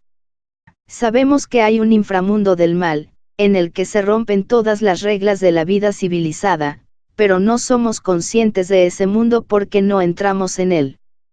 Una cosa es ver el error como algo aparte de nosotros, y otra muy distinta es tomar conciencia de él. En la alegoría de Adán y Eva, la sabiduría le dijo al hombre y a la mujer que no comieran, que no entraran en la conciencia del fruto del árbol del conocimiento del bien y del mal. Pero el placer de la sensación, la serpiente, los tentó, y comieron. Sensación, sentimiento, afecto y amor están estrechamente relacionados. La sensación se personifica en la alegoría edénica como la serpiente, la más sutil de las bestias del campo, que son, fuerzas animales vivas en sustancia. La sutileza de la sensación en sus diversas formas está en su placer, la emoción que surge cuando la mente y la materia se unen al éxtasis de la vida. Cuando se satisface el deseo de los placeres de la sensación y se ignora la sabiduría guía, se establece un reino de conciencia que considera el universo material como la única realidad. El Señor, el lado conocedor del hombre, le habla en el fresco del día. En el calor de la pasión y la alegría del placer, el hombre no escucha la voz suave y apacible, sino en el fresco del día, es decir, cuando se enfría, reflexiona y escucha la voz de sabiduría y juicio diciendo, ¿dónde estás, Adán? El gran día del juicio, que se ha ubicado en algún momento fatídico en el futuro cuando todos seremos llamados ante el juez del mundo y se nos impondrá un castigo por nuestros pecados, es cada día. Los traductores de la versión autorizada y de la versión estándar americana del Nuevo Testamento son responsables de la confusión del gran día del juicio. En todos los casos en que Jesús mencionó el juicio, él dijo en un día de juicio, pero los traductores cambiaron a, haciendo que el tiempo del juicio parezca un punto definitivo en el futuro, en lugar de las repetidas consumaciones de causas que ocurren en la vida de individuos y naciones. Sabemos que constantemente estamos siendo juzgados por transgredir las leyes morales y físicas. Sin embargo, detrás de esto está la ley espiritual, que toda la raza ha roto y por la cual sufrimos. Fue para reparar los resultados de esta violación de la ley que Jesús se encarnó. Cuando despertamos a la realidad de nuestro ser, la luz comienza a romperse sobre nosotros desde adentro y sabemos la verdad. Esta es la aceleración de nuestra facultad Jacobo o juicio. Cuando ocurre esta aceleración, nos encontramos discriminando entre el bien y el mal. Ya no aceptamos los estándares raciales o las enseñanzas de los sabios mundanos, pero juzgamos el juicio justo, sabemos con una intuición interna, y juzgamos a los hombres y los eventos desde un nuevo punto de vista. El conocimiento llega, pero la sabiduría perdura, canta el poeta. Esto se refiere solo al desarrollo intelectual. Cuando el hombre enciende la luz interior, habla la palabra de autoridad a sus facultades subjetivas. Jesús representa la conciencia del Hijo de Dios en el hombre, a quien se le dio dominio sobre toda la tierra. El hombre del Hijo de Dios es totalmente espiritual, y usa pensamientos espirituales, palabras y leyes en todo lo que hace. Cuando Jesús llamó a los 12, habló en silencio a las facultades que presiden y dirigen las funciones de la mente y el cuerpo. Cuando llamó a Pedro, Santiago y Juan, hubo, en su conciencia un avivamiento de la fe, el juicio y el amor. Estos tres apóstoles se mencionan con mayor frecuencia que sus otros apóstoles porque son muy esenciales en la expresión de un hombre bien equilibrado.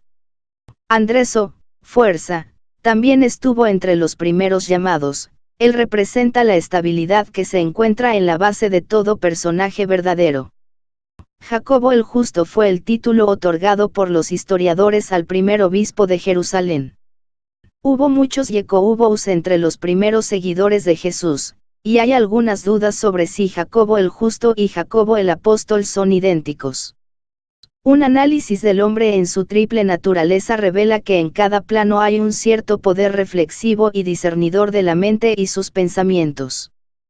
En el cuerpo, las conclusiones se alcanzan a través de la experiencia. En el intelecto, la razón es el árbitro asumido de cada pregunta. En espíritu, la intuición y la inspiración brindan la respuesta rápida y segura a todos los problemas de la vida. Jesús fue el más grande de los maestros de los hombres, porque conocía todo el conocimiento de lo más alto a lo más bajo. No arruinó los sentidos llamándolos error, porque estos están limitados en su rango de visión, pero los levantó. Se llevó a Pedro, Jacobo y Juan a la montaña, y fue transfigurado ante ellos. Cuando nos damos cuenta de las posibilidades espirituales con las que estamos inmersos en la mente omnipotente, nos elevamos, y todas las facultades que hemos llamado se levantan con nosotros. Yo, si me crío en lo alto de la tierra, atraeré todo para mí, Diaglot. La sabiduría, la justicia, el juicio, se agrupan bajo una sola cabeza en la conciencia espiritual. Webster, dice en efecto, que el fundamento de la razón en el juicio, que hace que el conocimiento de las conclusiones, se encuentre en el vínculo de conexión que une las concepciones. En la religión existe el postulado de un juicio a través de la percepción directa de la ley divina. Salomón, Sol, o Mon, que quiere decir, el hombre del sol, o el hombre del plexo solar, cuando el Señor le preguntó qué debía darle, eligió la sabiduría sobre la riqueza y el honor, entonces se agregaron todas las demás cosas. Salomón también fue un gran juez. Tenía una intuición rara, y la utilizó libremente para llegar a sus juicios.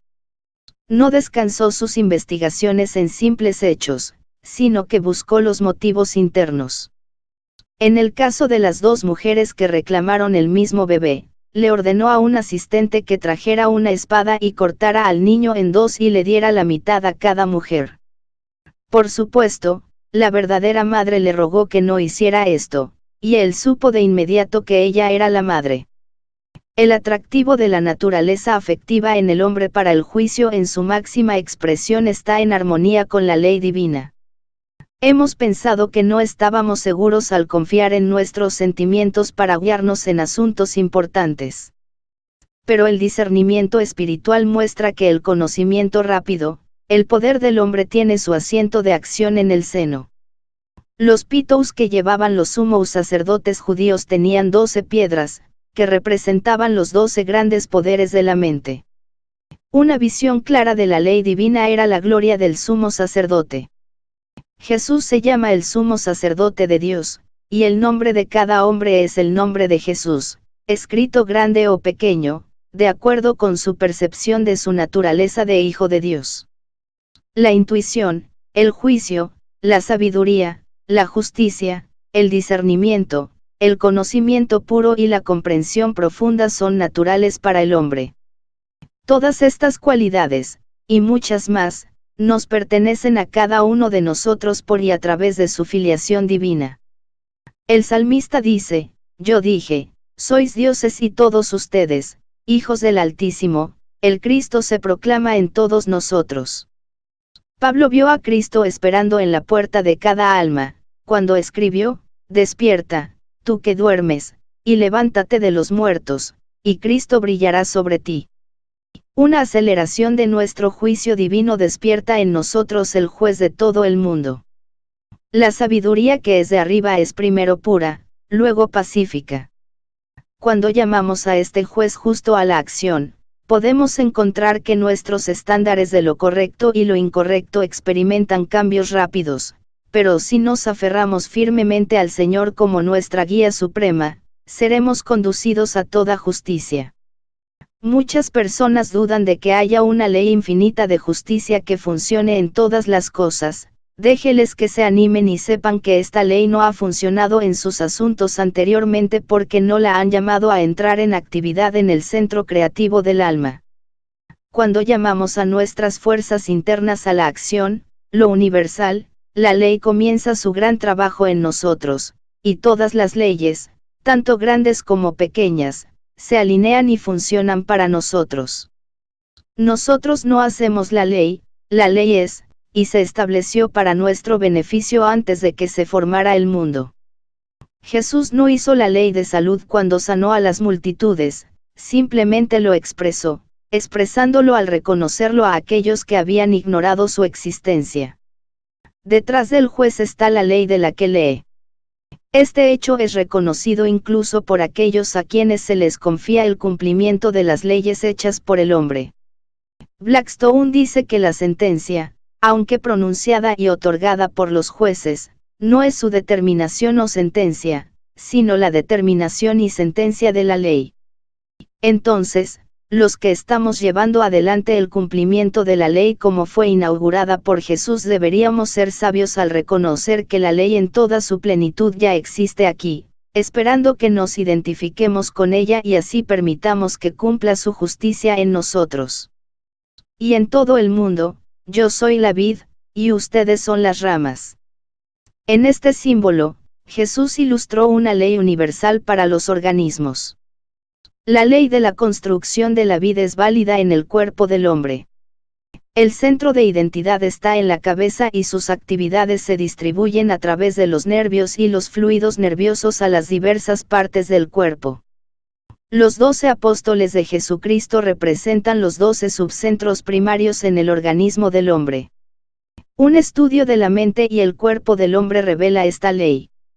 Incluso los fisiólogos, que consideran el cuerpo como un mero organismo físico, encuentran ciertas agregaciones de las células que han concluido, y que no tienen otro propósito que la distribución de la inteligencia.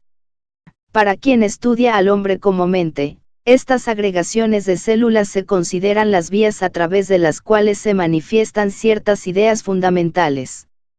Llamamos a estas ideas los 12 poderes del hombre, identificados en la conciencia del hombre como los 12 apóstoles de Jesús, que tienen 12 casas, pueblos, ciudades o centros en el cuerpo a través del cual actúan.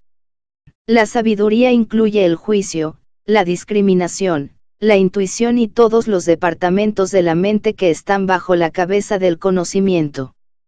La casa o el trono de este sabio juez está en el centro neurálgico llamado plexo solar. El hombre natural se refiere a ella como la boca del estómago. La inteligencia que preside en este centro sabe lo que está sucediendo, especialmente en el dominio de la conciencia del cuerpo y sus necesidades. La química es su especialidad, también sabe todo lo que pertenece a las sensaciones del alma y el cuerpo. En su fase más alta, se une con la luz blanca del espíritu que funciona en el cerebro superior. En el plexo solar también tiene lugar la unión entre el amor y la sabiduría. El apóstol que está a cargo de este centro se llama Jacobo. Se pueden escribir volúmenes que describan las actividades mediante las cuales este poder construye y preserva el cuerpo del hombre. Cada parte de la comida que llevamos a nuestros estómagos debe tratarse de manera inteligente y química en este centro antes de que pueda distribuirse a los muchos miembros que esperan el juicio sabio de este centro para suministrarles material para construir huesos, músculos, nervios, ojo, oído, cabello, uñas, de hecho, cada parte del organismo. Cuando estudiamos el cuerpo y sus múltiples funciones, vemos cuánto depende de la inteligencia y la capacidad de Jacobo, que funciona a través del plexo solar. Cuando el hombre comienza a seguir a Jesús en la regeneración, descubre que debe cooperar con el trabajo de sus discípulos o facultades. Hasta ahora han estado bajo la ley natural, han sido pescadores en el mundo natural. A través del reconocimiento de su relación como el Hijo de Dios, el hombre coopera en la ley creativa original. Él llama a sus facultades de su materialidad a su espiritualidad. Este proceso está simbolizado por el llamado de Jesús a sus apóstoles. Llamar a un discípulo es reconocer mentalmente ese poder, es identificarse con la inteligencia que trabaja en un centro, por ejemplo, el juicio, en el plexo solar. Para hacer esta identificación, uno debe darse cuenta de la unidad de uno con Dios a través de Cristo, siendo Cristo la idea del Hijo de Dios que siempre existe en la conciencia superior del hombre. Este reconocimiento de la filiación y la unidad de uno con Dios es fundamental en todo crecimiento verdadero. Cristo es la puerta al reino de Dios. Jesús una vez habló del reino como un redil de ovejas. Si el hombre trata de entrar en este reino, excepto a través de la puerta de Cristo, es un ladrón. Podemos llamar a nuestros 12 poderes a la actividad espiritual solo a través de Cristo. Si tratamos de lograr este fin por cualquier otro medio, tendremos un desarrollo del alma anormal, caótico e ilegal. Habiéndose identificado con Dios a través de Cristo, uno debe centrar su atención en la boca del estómago y afirmar: la sabiduría de la mente de Cristo aquí activa es a través de mi reconocimiento de Cristo identificado y unificado con Dios. La sabiduría, el juicio, la discriminación, la pureza y el poder están aquí ahora expresándose en la belleza de la santidad. La justicia, la rectitud y la paz de la mente crística, ahora armonizan, dirigen sabiamente y seguramente establecen el reino de Dios en su templo, mi cuerpo. No hay más pensamientos conflictivos en mí, porque la paz de Dios está establecida aquí, y el león y el cordero, coraje y la inocencia, se sientan en el trono del dominio con sabiduría y amor. Capítulo 5. Amor regenerador. No podemos obtener una comprensión correcta de la relación que el manifiesto tiene con lo no manifestado, hasta que establezcamos claramente ante nosotros el carácter del ser original. Mientras pensemos en Dios en términos de personalidad, no podremos entender la relación existente entre el hombre y Dios. Entonces descartemos el pensamiento de que Dios es un hombre, o incluso un hombre exaltado muy por encima de las características humanas.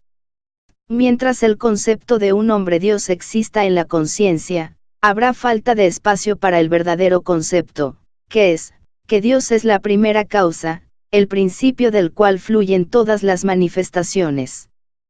Para comprender las complejas condiciones en que existe la familia humana, debemos analizar el ser y sus procesos creativos. Inherentes a la mente del ser hay 12 ideas fundamentales, que en acción aparecen como fuerzas creativas primarias. Es posible que el hombre se alíe y use estas fuerzas originales y, por lo tanto, coopere con la ley creativa, pero para hacer esto debe separarse de las fuerzas y entrar en la conciencia de la idea que se esconde detrás de ella. En las Escrituras, las ideas primarias en la mente del ser se llaman los hijos de Dios. Que lo masculino. El hijo tiene la intención de incluir tanto lo masculino como lo femenino, lo confirma el contexto y, de hecho, toda la historia de la raza.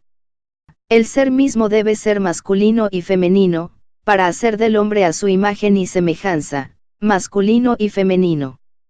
Analizando estas ideas divinas, o hijos de Dios, encontramos que manifiestan características que identificamos fácilmente como masculinas o femeninas. Por ejemplo, la vida es un hijo de Dios, mientras que el amor es una hija de Dios. La inteligencia es un hijo de Dios, y la imaginación es una hija de Dios. La evidencia de que el sexo existe en el mundo vegetal y animal es tan clara que nunca se cuestiona, pero no hemos discernido tan claramente que las ideas también son masculinas y femeninas. La unión de las fuerzas masculinas y femeninas en el hombre es más potente en la naturaleza afectiva, y Jesús estableció como una ley que estas fuerzas deberían perdurar y nunca estar separadas por causas externas. Él dijo, como se registra en Marcos, capítulo 10, versos 6 al 9. Desde el comienzo de la creación, hombre y mujer los hizo Dios. Por esta causa, el hombre dejará a su padre y madre, y se unirá a su esposa, y los dos se convertirán en una sola carne, para que dejen de ser dos, y sean una sola carne. Por lo tanto, lo que Dios ha unido, que nadie lo separe. Debemos entender claramente que cada una de las diversas ideas, ya sean hijos o hijas de Dios, tiene identidad y en la creación se están esforzando con el poder divino para presentar sus atributos inherentes. Es, a estas ideas, hijos o hijas, que el Señor, o Elohim, dice, hagamos al hombre a nuestra imagen, a nuestra semejanza. Génesis, capítulo 1, versículo 26. El hombre espiritual es la suma total de los atributos o ideas perfectas del Ser Supremo, identificadas e individualizadas. Este hombre es el unigénito de Elohim. Jehová, o yo soy el que soy, es el nombre de este hombre divino. Él se manifestó como el yo superior de Jesús, y en las Escrituras se le llama el Cristo. Jesús lo llamó el Padre en mí, en el libro de Mateo, lo llamó Padre más de 40 veces. Cristo es nuestro Padre, a través de él, Elohim o Ser Supremo original, es como da a luz a todos los seres humanos. Fue Jehová, o yo soy, el que formó a Adán del polvo de la tierra y respiró en sus fosas nasales el aliento de vida. La respiración es el símbolo de la inspiración. Jesús sopló sobre sus discípulos y les dijo, recibid el Espíritu Santo. Tres fuerzas primarias del ser se manifiestan en la célula protoplástica más simple. La ciencia dice que cada átomo tiene sustancia, vida e inteligencia. Esto se corresponde con el proceso creativo y simbólico de Jehová, como se describe en Génesis, capítulo 2, versículo 7.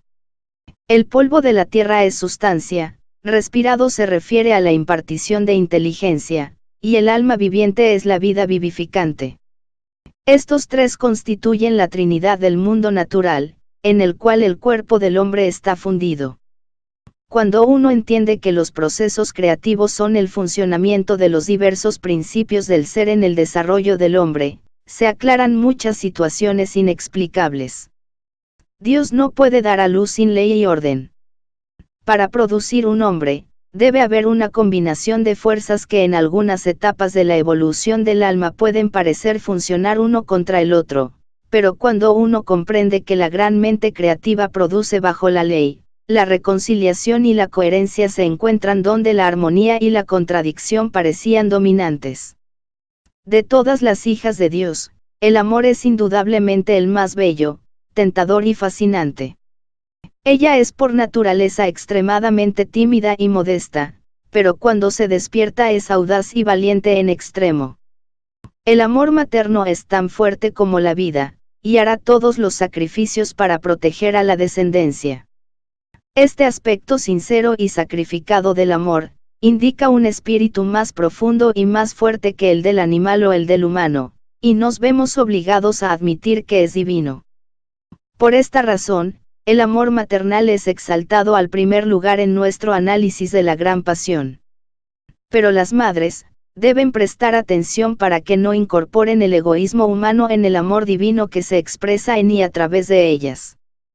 La expresión de amor más popular en el mundo es el amor entre hombres y mujeres. Aquí también se malinterpreta el amor y, por esa razón, se ha visto obligada a actuar de formas que no son naturales para ella. También se ha visto obligada a hacer cosas que le son aborrecibles, pero bajo el poder irresistible de la voluntad del hombre no podría hacer otra cosa. Aquí hay una necesidad imperiosa de un juicio de amor más puro y su ajuste correcto en la relación más sagrada que existe entre hombres y mujeres. El amor es de Dios, y se le da al hombre en su pureza virgen. Es la esencia pura del ser que une a toda la familia humana. Sin amor deberíamos perder el contacto con la Madre Tierra y, perdiendo eso, deberíamos volar al espacio y perdernos en el polvo estelar de los mundos no nacidos. Gravedad es el nombre del hombre mortal para el amor. Por los brazos invisibles del amor, nos aferramos al prolífico seno de la tierra, y allí encontramos el hogar más dulce de todo el universo. Todo el amor al hogar se basa en el amor innato del hombre por este planeta. Cuando John Howard Payne escribió Hogar, dulce hogar, su amor maternal lo inspiró a cantar sobre el único lugar permanente de esta raza, nuestra querida Madre Tierra. El Edén original de la familia humana fue plantado por Dios en la tierra, y todavía está aquí. Su prototipo está dentro del alma humana, pero no hemos entrado en él, porque no hemos entendido la relación que el amor tiene con la sustancia original del ser, a partir del cual se forman todas las cosas.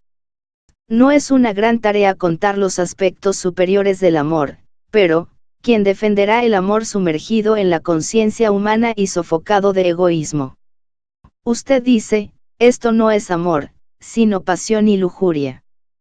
Pero debemos recordar que hemos establecido, como principio fundamental, que Dios es amor y, como solo hay un Dios, puede haber solo un amor.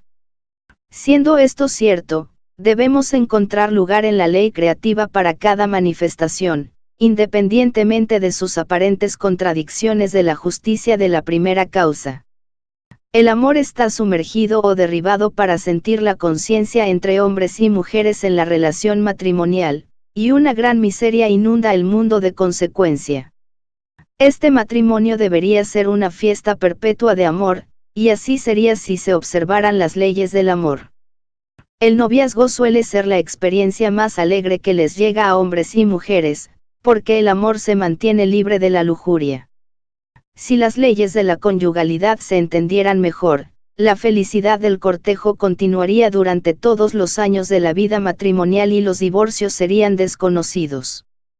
Es un hecho bien conocido por los psicólogos que la mayoría de los alejamientos entre esposos y esposas resultan de la violación de la ley sexual. Este pecado que termina en debilidad y desintegración final del organismo físico se representa simbólicamente en la llamada caída del hombre, en los primeros capítulos del Génesis. Adán y Eva representan los poderes inocentes y sin educación de lo masculino y lo femenino en cada individuo. La serpiente simboliza la sensación, que se combina con la vida y la sustancia en todos los organismos vivos.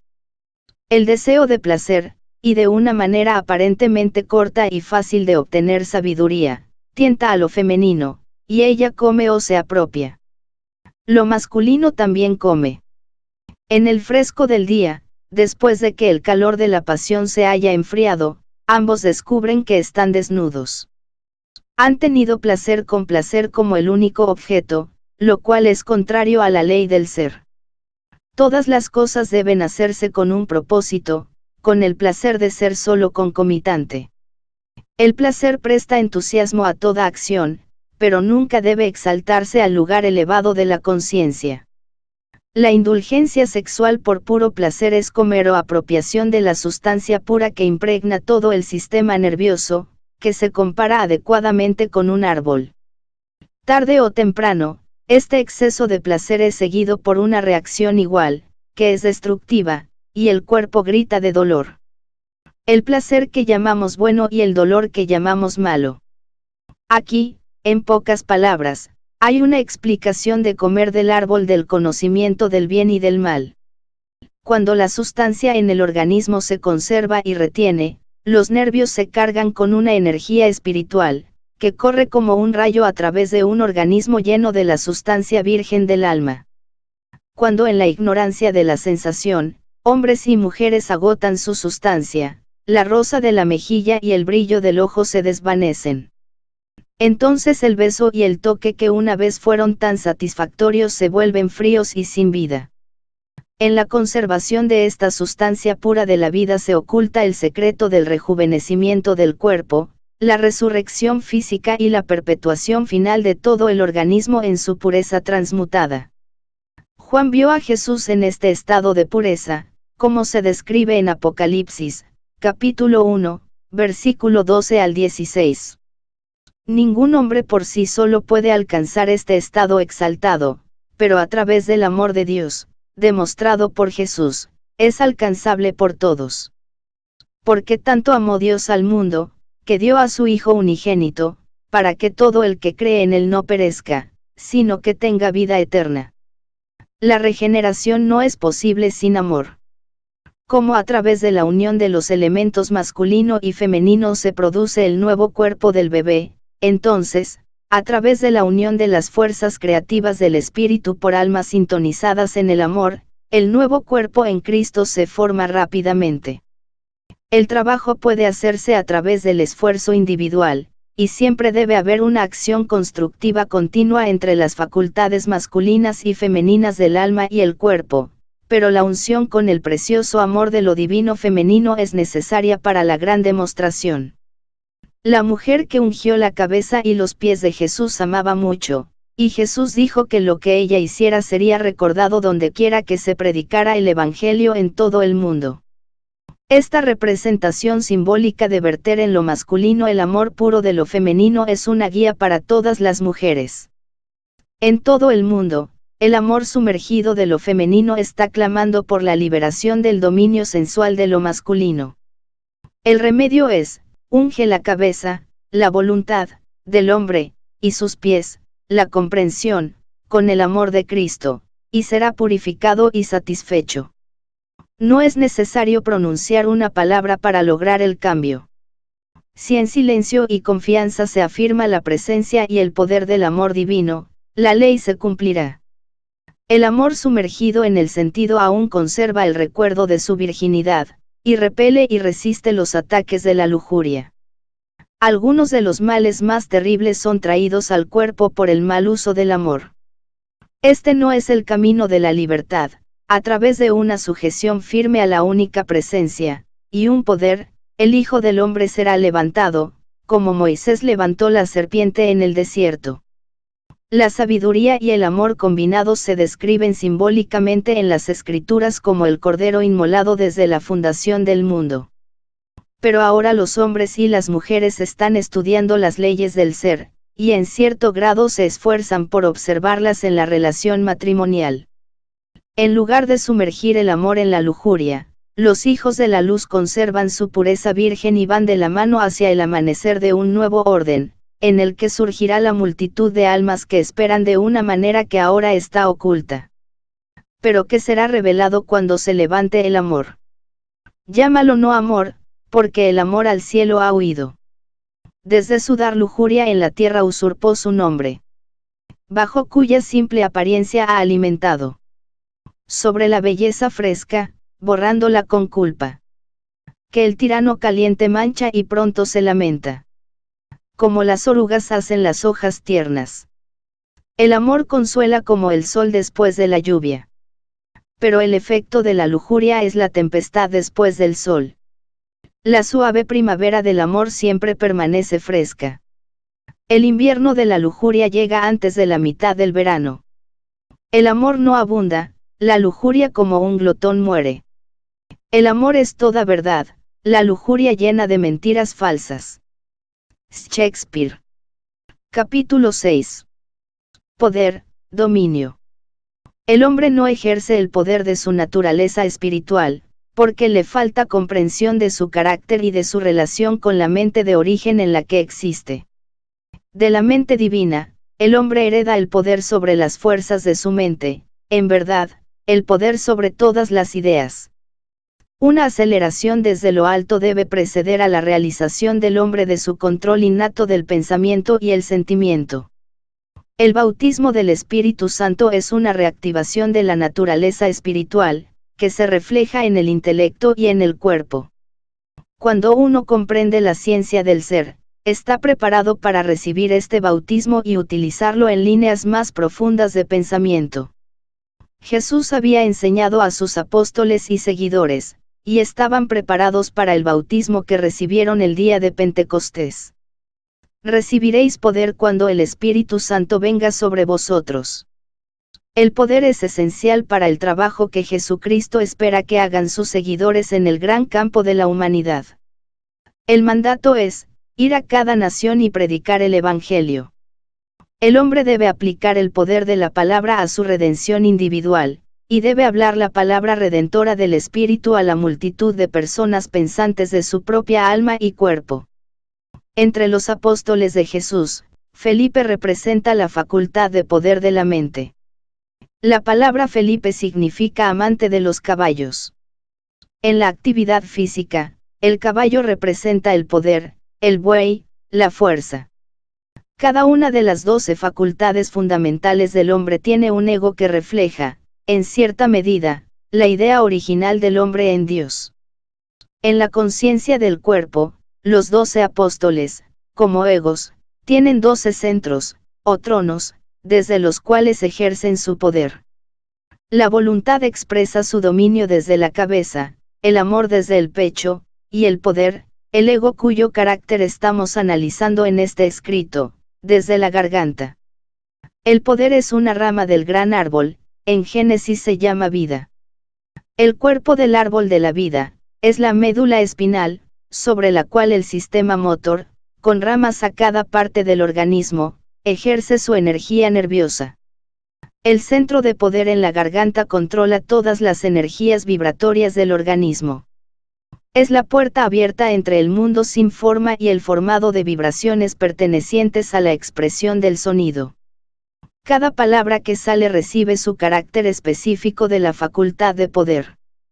Cuando Jesús dijo, las palabras que les he hablado son espíritu y vida, quiso decir que a través de la palabra hablada transmitió una cualidad espiritual interior que despertaría en la mente del receptor, y también despertaría el espíritu y la vida inactivos.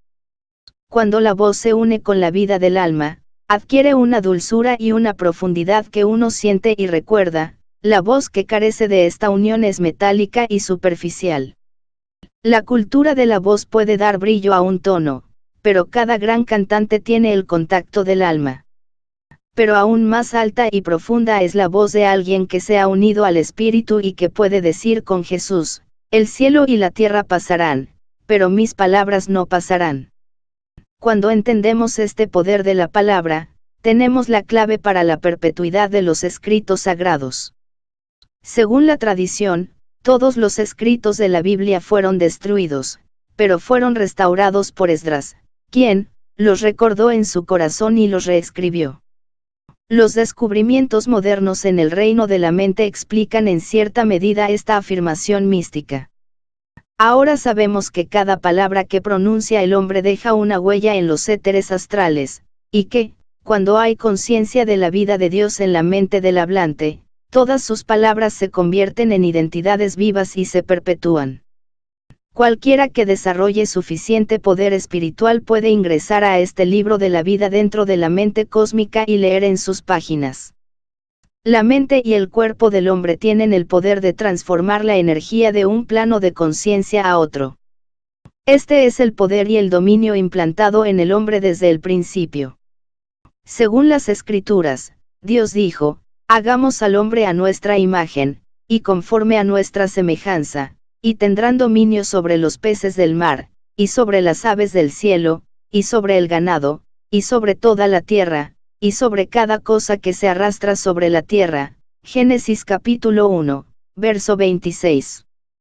Pablo corrobora esta declaración al llamar la atención sobre la gloria de la herencia del hombre. Efesios, capítulo 1, verso 18, 19, 20 y 21.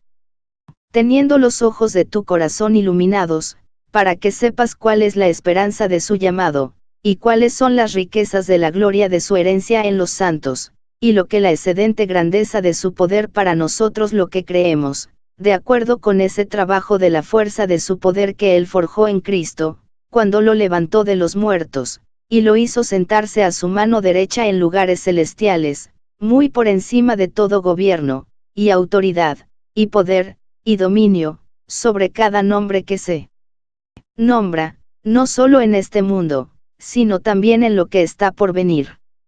En el reino de Dios dentro de la conciencia del hombre, la facultad de poder juega un papel importante en el control de la expresión de las muchas emociones, inspiraciones y pensamientos. La voz es la vía más directa de esta expresión, cuando el hombre tiene dominio sobre las emociones y los sentimientos de los cuales surge el impulso original. El poder del amor hace que la voz sea rica, cálida y suave. El hombre puede liberar el amor en su alma cultivando una actitud amorosa hacia todos y todo. Él puede agregar fuerza al hablar silenciosamente palabras de fuerza a cada uno de los apóstoles sentados sobre los 12 tronos. Los cambios de poder abren todas las puertas de la mente y el cuerpo. Cuando uno se siente vital y enérgico, la voz es fuerte, vibrante y brillante. Cuando uno está triste, el cuerpo se debilita y la voz traiciona su falta por su entonación triste. A través de las vibraciones de poder en la garganta, uno puede sentir el poder de la unidad con el ser superior más rápidamente que de cualquier otra manera. Esto revela que las ideas gobiernan al hombre. Jesús afirmó, todo el poder me es dado en el cielo, la mente, y en la tierra, el cuerpo. Cuando Jesús hizo esta afirmación, sin duda se dio cuenta de su dominio espiritual innato, y cuando conscientemente sintonizó su identidad espiritual con la mente y el cuerpo, hubo una afluencia consciente de poder, y sus oyentes dijeron que él les enseñó a tener autoridad, y no como los escribas. En el proceso de regeneración, la conciencia del poder sube y baja, porque las viejas y nuevas mareas de pensamiento actúan y reaccionan en los reinos conscientes y subconscientes de la mente.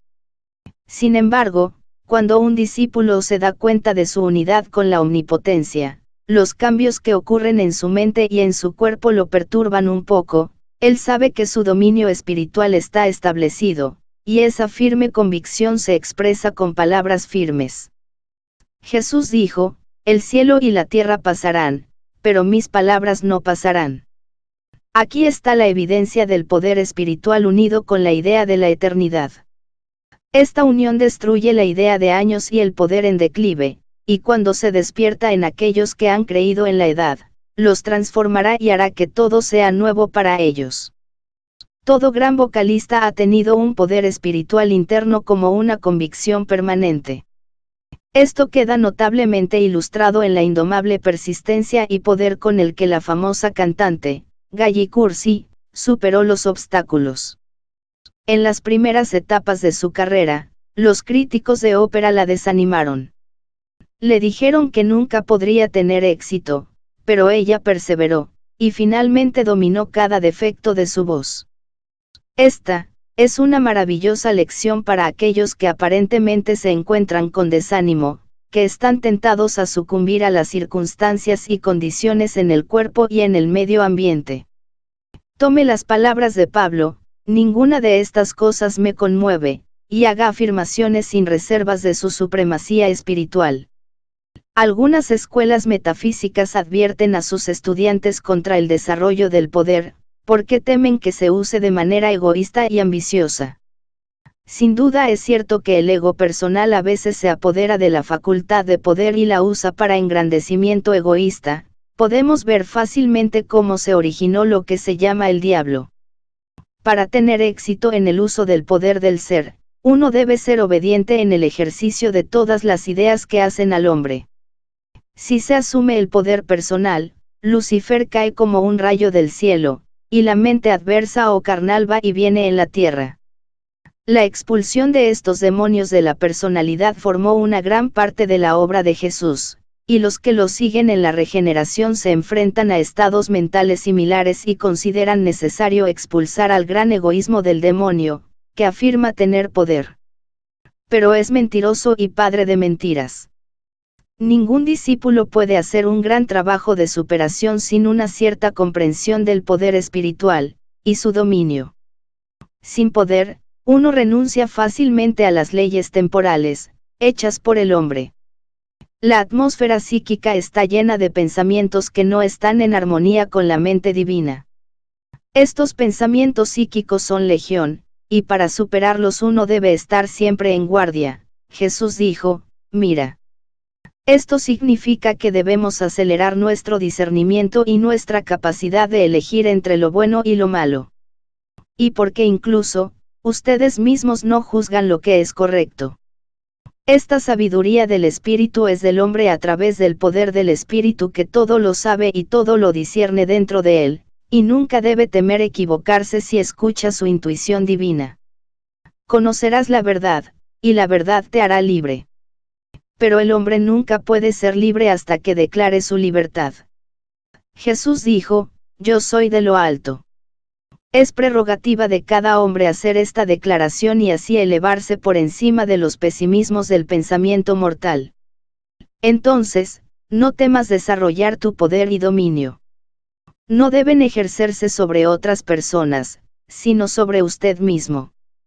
El que gobierna su espíritu, es más poderoso, que el que domina una ciudad. Alejandro lloró porque no había más mundos que conquistar, sin embargo, no había conquistado su propio apetito, y murió borracho a la edad de 33 años. Hoy los hombres se esfuerzan por adquirir poder a través del dinero, la legislación y el gobierno creados por el mismo hombre, y se quedan cortos porque no se han dominado a sí mismos. Jesús dijo, mi reino no es de este mundo, pero estableció un reino en el mundo más grande que todos los demás. Al principio, su reino era un asunto muy pequeño, y los sabios y los poderosos se rieron para despreciar la proclamación de que él era un rey. Sin embargo, era cada centímetro un rey. Su pueblo ha tardado en seguir las leyes que promulgó para su reino, pero los hombres en cada camino de la vida están comenzando a comprender la integridad vital de sus edictos. Están viendo que no puede haber paz permanente o incluso civilización en la tierra hasta que la regla de oro, establecida por él, sea adoptada por las naciones en las relaciones comerciales y en todas las demás. Los hombres de negocios están enseñando el precepto de Jesús, por lo tanto, trata a los demás como quieras ser tratado, y esto es fundamental para lograr el éxito comercial. En todas partes los escuchamos hablar de cooperación en lugar de competencia. Los videntes comerciales están discerniendo el amanecer de un nuevo día, en el que el objetivo será un buen servicio en lugar de grandes ganancias. Aquí vemos la venida de Cristo como un ladrón en la noche. La noche de la ignorancia y la competencia destructiva se está quemando. De ello se deduce que todo tipo de industria humana debe ser llevada adelante por un poder que reconozca la ley divina. El hombre es el poder de Dios en acción. Al hombre se le da el poder más elevado del universo, el poder consciente del pensamiento. Existe una fuerza creativa universal que insta al hombre a reconocer el poder creativo de su pensamiento individual. Esta fuerza es elemental, y todos sus atributos caen bajo el dominio del hombre. Cuando coopera con el principio divino, el hombre se sienta en el trono de su autoridad y la fuerza elemental está sujeta a él. Pero el poder y la autoridad que deben gobernar en el reino de los cielos dependen de la autoridad del hombre y su gobierno en la tierra. Jesús le dijo a Pedro: todo lo que ates en la tierra será atado en el cielo, y todo lo que desates en la tierra será desatado en el cielo. Si el hombre ata o controla los apetitos, pasiones y emociones en el cuerpo, la tierra, establece la habilidad y el poder para controlar las mismas fuerzas en los reinos universales, es la manera en la que se forman los cielos. Cuando alcanza la libertad en la expresión de las cualidades inherentes en el alma y el cuerpo, se expande en poder y puede liberar los elementos universales y restaurar el equilibrio entre el cielo y la tierra, o el espíritu y la materia. Cuando suficientes personas hayan alcanzado este poder, aparecerá el cielo nuevo y la tierra nueva, que es descrito en el capítulo 21 del Apocalipsis. No será necesario que nadie espere el complemento completo de vencedores, los 144.000 místicos que gobernarán el nuevo mundo, pero cada individuo que cumpla con la ley vencedora puede entrar al poder con Jesús. Los elegidos no deben pasar por alto que la Escritura dice: el que venciere heredará estas cosas. Vencer y sentarse con Jesús en su trono significa que el hombre debe vencer como Jesús venció al mundo, a la carne y al diablo. Para vencer al mundo, uno debe ser una prueba contra todos sus atractivos de riquezas y honor. Para vencer la carne, uno debe espiritualizar al hombre de los 5 sentidos hasta que la conciencia material se eleve a la conciencia espiritual al sentir, probar, ver, oír y oler. Este cambio será fundamental en el dominio completo del cuerpo por parte del hombre y en su redención final de la muerte. El diablo es el ego personal que ejerce su libertad, y que formó un estado de conciencia peculiarmente suyo.